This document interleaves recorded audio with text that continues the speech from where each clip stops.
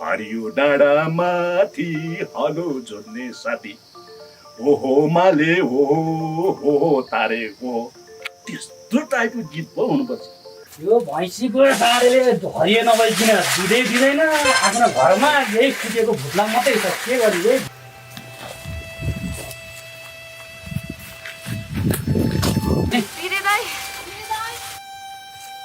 ओ पिन्छे, किन होला बोलाको? बिरे दाई त्यो गोपले कि के भयो? गोफलेकोमा नाति किन भन्न ढुक्कले। के भयो गोफलेकोमा? बिरे दाई गोपलेको आमा त बितिजन् नि। ए बिचरा, मैले हिजो बारीमा भेटेको थिएँ, जिउ झमझम भयो, अन्तिम मरिदिन् बिचरा। बिरे दाई जाउँ हेर्नुहोस्, गोपलेको घरमा लासमा निकाल्नु पर्यो नि। हुन्छ, कि मर्दा कि पर्दा भन्छन्। ल जाउँ, ल ल तपाईँ माथिको चौरमा गएर बस्दै गर्नु, म गाउँको सबैलाई बोलाउँछु, त्यही भेला भएर सँगै जाउँला। ल जान्ने त के हुनु र दाई, समाजमा पर्दो गर्नै पर्यो।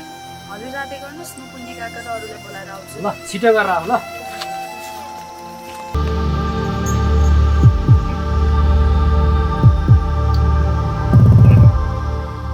आजभोलि यो रेडियोले पनि कस्तो कस्तो खालको गीत दिन थाल्यो बा, केही नबुझ्ने जरा न टुप्पा। पहिला हो यो गाउँले टाइपको एकदम टिपिकल टाइपको त्यो छ नि एउटा गीत, हरियो डाँडा माथि हलो जोड्ने साथी ओहो माले हो तारे हो त्यस्तो टाइपको गीत पो हुनुपर्छ। यस्ता हावा गीत दिएर सुसारे होइन, अहिलेसम्म भुसा तयार गरेको छैनस्? तयार गर्नु लागेको, यो बाजेले खाएको न बराजुले खाएको बनाउनै आएन, मालिक तेरी त्यत्रो सिकाएको छु त मैले, त्यत्रो सिकाउँदा पनि अझै दिमाग घुसेन, त्यो पनि सर्लक्क पारेर। सुसाले पनि टाउको खान्छ, गिरी खान्छ। फेरि यो मुखिनी होइन, अहिलेसम्म तयारी भएको छैन। कपडा फेर्नु कति बेर लाग्यो, कति टाइम लाग्यो। अब के गर्ने त, फेर्न परेन त? नक्कल झकल गर्नै पर्यो, अनि पर्यो त, अनि क्रिम पाउडर घस्नु पर्यो, कपडा यता उता दावा हेर्नु पर्यो। आफूलाई कसले भनिदियोस् नि फेरि, बिहा भएको मान्छेलाई आफूलाई कसले भन्ने? अब त जस्तो कपडा हिँडे पनि हुन्छ। भछमा दिनकै फेर्ने अझ होइन, के हेरेर बस्छ भ्या मादेश्वर कुन्नी, यो पनि भयो। अलिक मजाले गर त सुसारे। ल भव सुसारे बस। मुखियाजी नमस्कार। ल नमस्कार। होइन, यत्रो 6-7 महिना कता बिला थिइस्? बल्ल आज मलाई दर्शन दिन टुप्लुक्क घरमा आजस् त। ल केही छैन, ल बस यहाँ। कता हराउनु मुखियाजी? तपाईँले जुन काममा खटाउनु भएको थियो त्यही काममा छु। होइन, मैले कुन काममा खटाएको थिएँ रे?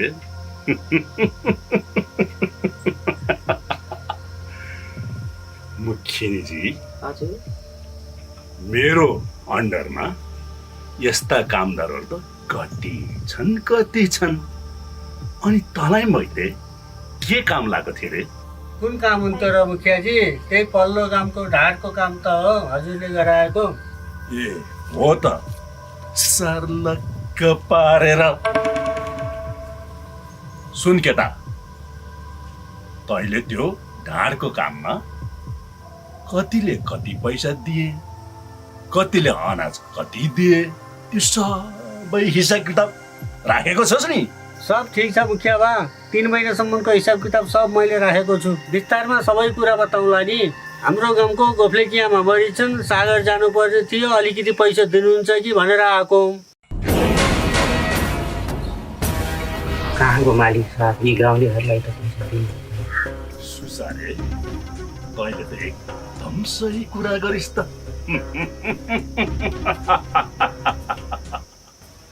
त्यो पनि सर्लक्क पारेर। तिमीहरू जस्तो यो गाउँको सारा गाउँलेहरू हाम्रो कमारा कमारी हो सोमु खिनेजी त्यही त मुखिया एकदम ठिक भन्नुभयो नि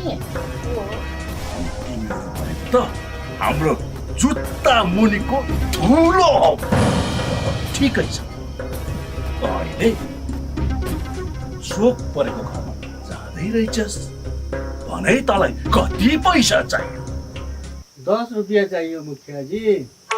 हेर त हेर मुखिनीजी यसलाई 10 रुपियाँ चाहियो रे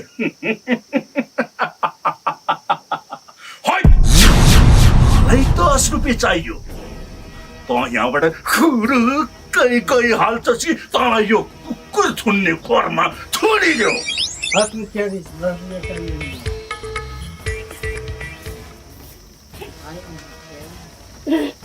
त्यो सुक परेको ठाउँबाट आएको रहेछ त्यो जग्गा 10 रुपियाँ त हो त त्यति त दिएको भए पनि त हुन्थ्यो नि सुक्ला तिमी ठिकै छ नि त अब दुःख परेको ठाउँमा म गइहाल्छु नि तिमी किन प्यारो बोल्नु पर्यो आफै जानु त त्यसो भए ल जामे